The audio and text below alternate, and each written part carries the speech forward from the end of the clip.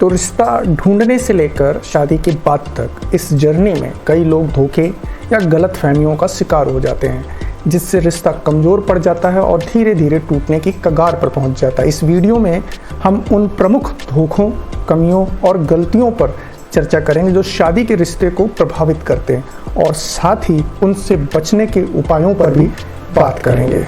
आप शादी को लेकर धोखा नहीं खाना चाहते हैं, आपका होने वाला पार्टनर, आपका होने वाला स्पाउस आपको कोर्ट कचहरी के दर्शन ना कराए, वो सिचुएशन ही ना आए, ऐसा क्या किया जाए? इन्हीं मुद्दों को लेकर यह वीडियो आप लोगों के लिए बनाया गया और आप इसे ज़रूर देखें। तो फिर शुरू करते हैं।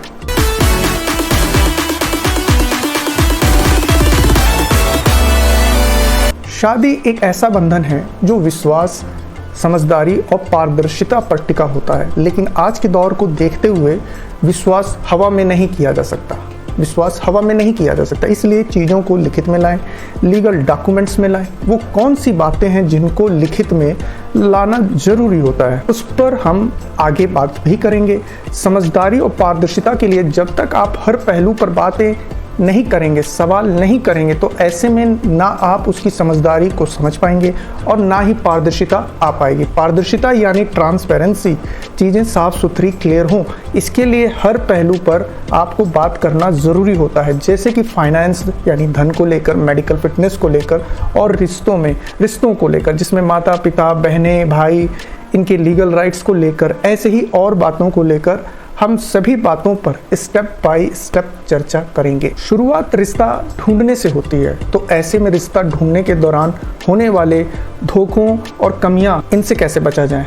जब आप रिश्तेदार के माध्यम से रिश्ता ढूंढ रहे होते हो, तो यहाँ पर आपको किसी को कोई रुपया तो देना नहीं होता है, ठीक है, बहुत बढ़िया। आप social sites, authentic matrimonial site से रिश्ता ढूंढ रहे होते हो, यहाँ पर जो सबको चार्ज लगता है वही आपको भी लगेगा, ये भी ठीक है। इसमें कहाँ पर धोखा मिलता है? इसमें जानकारी के नाम पर धोखा मिलता है। जब तक आप वेरीफाई नहीं करोगे तब तक हर चीज़ को झूठी ही माना जाएगा, इवन नाम को भी झूठा ही समझा जाएगा। आपको आगे समझ में आ जाएगा। आप मैरिज ब्यूरो, मैट्रिमोनियल क्लासिफाइड्स जो वीकली निकलता है अलग अलग न्यूज़पेपर में, जिनसे आप रिश्ता ढूंढ रहे होते हो, तो यहाँ पर आपको कुछ सावधानियाँ बरतनी होती हैं। कुछ एड्स मैरिज ब्यूरो के होते हैं, कुछ एड्स फर्जी होते हैं जो ठगाई का काम करते हैं। आपको रिश्तों के नाम पर या रिश्ते के नाम पर इन ठगदारों से बचना होता है। वहाँ पर धोखा खाने से ऐसे बचें जो आपसे पहले ही एक बड़ा अमाउंट मांगेंगे और रिश्ता दिखाने के नाम पर आपको बेवकूफ़ बनाएंगे, आपको ठगेंगे। आपको फ़ोन पर भी लड़का, लड़की, पिता सबसे बात करा देंगे। आप खुश हो जाओगे और अच्छा खासा रुपया दे बैठोगे।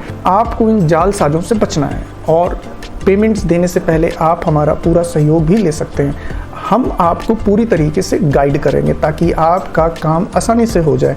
तो इन बातों के लिए आप हमसे सलाह भी ले सकते हैं। रिश्ता ढूंढने के नाम पर, रिश्ता बताने के नाम पर आपकी ठगाई ना हो, हम आपको इन बातों को लेकर सही राय देंगे ताकि आपका रुपया जहाँ भी लगे वो रुपया बर्बाद ना जाए। अगर रुपया खर्चा हो रहा है तो आपका काम बने, ठीक है? आगे बढ़ते हैं।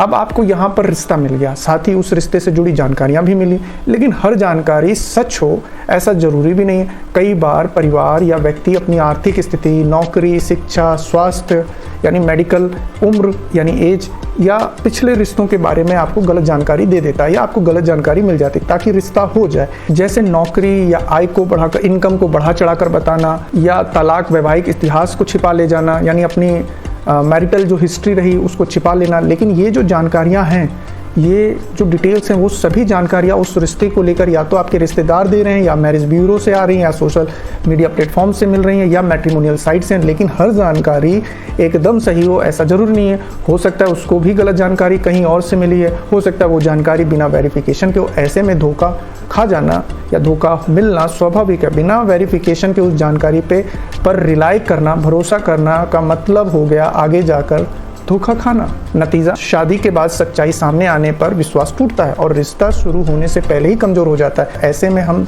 अपने साइड से रिश्तों को जांचने का अधिकार क्यों छोड़ें? आपको किसने रोका है कि आप सवाल ना करो, आप वेरीफाई ना करो? ये तो फिर आपकी ही गलती मानी जाएगी।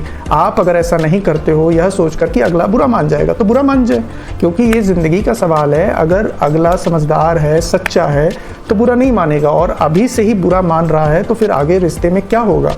ऐसे में अच्छा ही है आपके लिए जो भी है सामने आ रहा है, इसका मतलब कहीं ना कहीं कुछ तो गड़बड़ है, तभी तो बुरा मान रहा है। या फिर ये भी हो सकता है उनको आपकी ज़रूरत नहीं है, नहीं तो वो बुरा क्यों माने, नहीं तो वो बुरा ना मानते। जब दोनों को एक दूसरे की ज़रूरत होती है तभी रिश्ता मजबूत होता है। अगर उनको आपकी ज़रूरत नहीं है लेकिन आपको उनकी ज़रूरत है तो ये भी एक अच्छा रिश्ता नहीं बनेगा, क्योंकि जब दोनों के साइड से रिश्तों को लेकर जोर होगा, जज्बा होगा, ज़रूरत होगी, तभी एक दूसरे का महत्व समझेंगे, तभी रिश्ते में मजबूती आएगी, वरना नहीं। जो कल आगे जाकर रिश्ता टूटे वो आज ही टूट जाए तो ज़्यादा अच्छा है। अगर आप वेरिफिकेशन नहीं करोगे, ना ही करवाओगे, तो आप बर्दाश्त करने की, धोखा खाने की क्षमता को डेवलप कर लीजिए। फिर आगे भविष्य में कोई शिकवा शिकायत करने से फ़ायदा नहीं है। जो है सब मंजूर कीजिए और फिर उस धोखे में, उस चीटिंग में भी एक अच्छा पहलू देखने की कोशिश कीजिएगा। ऐसे में भी ना समझ आए कहीं पे कोई बात तो आप हमसे बात कीजिए, हम आपको राह दिखाएंगे। तो अब हम मानते हैं कि आपको रिश्ता मिल गया, आपको रिश्ते से जुड़ी जानकारी भी मिल गई। अब आप धोखा ना खाओ, इसका क्या बचाव है उस बचाव को समझ लीजिए। बचाव के उपाय: पृष्ठभूमि जांच यानी उसकी बैकग्राउंड की जांच करवाइए या जांच करिए। परिवार, नौकरी, शिक्षा और अन्य दावों की सत्यता की जांच करें। इसमें आप रिश्तेदारों की, दोस्तों की या कुछ एजेंसीज होती हैं जिन्हें डिटेक्टिव एजेंसीज कहते हैं, जो एक अच्छा खासा फीस चार्ज करती हैं, जो आपकी जांच में मदद करती हैं। आप इसमें हमारा भी सहयोग ले सकते हैं। हम आपको सहयोग करेंगे कुछ बातों के लिए। कुछ बातों के लिए मौखिक स्तर पर जाँच होती है, कुछ बातों के लिए बिना कागज़ देखे वेरिफिकेशन नहीं होता, जैसे कि एजुकेशन है, नौकरी है, फाइनेंशियल कंडीशंस है। अब आप में से कुछ लोग कहेंगे, भैया आप रिश्ता कर रहे हो कि पुलिस जांच कर रहे हो? ऐसे में तो रिश्ता हो चुका, वो तो भाग खड़ा होगा। तो फिर आप एक बात जरूर ध्यान रखिए, अगर आपको इस शिक्षा के नाम पर, नौकरी के नाम पर, फाइनेंस के नाम पर धोखा मिलता है तो धोखे को बर्दाश्त कीजिएगा। गलती उसकी तो रहेगी लेकिन साथ ही साथ गलती आपकी भी मानी जाएगी। यहाँ पर गलती आपकी भी रहेगी, ध्यान रखिए। आप संकोचवश ऐसा नहीं कर पा रहे हैं तो मैं आपको यहाँ 2 सुझाव देता हूँ। पहला, आप उनसे यह निवेदन करते हुए या बात उनके सामने रख दीजिए कि आज के समय में धोखा कदम कदम पर है, ना धोखा आप खाओ और ना धोखा हम खाएं, इसलिए खुलकर हर पहलू पर बात करें और जहां तक हो सके एक दूसरे के डॉक्यूमेंट्स देखें।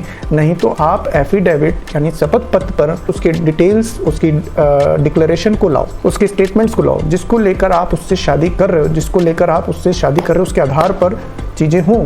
अगर धोखा मिलता है तो 420 के केस में वो जेल जाएगा, तो 420 में जेल जाएगा। अब चाहे वो वधू पक्ष हो चाहे वर पक्ष हो, दोनों पक्षों के लिए। अगर झूठा होगा तो लिखित में करेगी नहीं, जो भी है। वैसे तो मैं सलाह दूंगा आप दोनों चीज़ें करो, डॉक्यूमेंट्स भी देखो और शपथ पत्र के साथ लीगल डॉक्यूमेंट्स में उसके डिक्लेरेशन को, उसकी डिटेल्स को लेकर जरूर आओ। ये बातें दोनों पक्ष पर लागू होंगी। आप मुझे एक बात बताओ, आप जब जमीन लेते हो तो उस जमीन को देखते हो, जिसके नाम पर वो कागज है वो सही है या गलत है, इस चीज़ को वेरीफाई करवाते हो? धोखा तो नहीं है। ऐसा वेरिफिकेशन करवाते हो कि नहीं करवाते हो? फिर पेमेंट जब करते हो तब क्या सारा कैश पेमेंट कर देते हो? नहीं ना। फिर भी इस जमीन के सौदे में धोखा मिल ही जाता है, या मिल जाए तो यहाँ भी कहीं ना कहीं चूक रही होगी तभी धोखा मिलता है। इसमें धोखा मिल जाए तो बर्दाश्त किया जा सकता है, लेकिन शादी के नाम पर धोखा मिलता है तो उसमें पूरा परिवार प्रभावित होता है। और साथ ही जब तक कोर्ट से सिद्ध नहीं होता या जब तक कोर्ट में सिद्ध नहीं हो जाता तब तक आप उस रिश्ते से बाहर भी नहीं निकल पाते। ये एक बहुत ही महंगा सौदा होता है जिसमें सबकी ज़िंदगी दांव पे लग जाती है, और ये बात तब समझ आती है जब झटका मिलता है, उससे पहले नहीं। लेकिन जो बुद्धिमान होते हैं वो दूसरों के अनुभवों से सीख लिया करते हैं। इस टॉपिक पर यह वीडियो लंबा जा रहा है तो यह आपके लिए अच्छा है कि इन जरूरी बातों को डिटेल्स में बताया जा रहा है। हम आगे की चर्चा अगले पार्ट में करेंगे। आप उस पार्ट को जरूर देखें, आपको वीडियो देखने से जरूर सहयोग मिलेगा और जानकारियाँ मिलेंगी। आप धोखा खाने से बचोगे और यही इस चैनल का उद्देश्य है कि आप और आपका परिवार खुशहाल रहे। मिलते हैं इस टॉपिक को कंटिन्यू करते हुए अगले पार्ट में। धन्यवाद।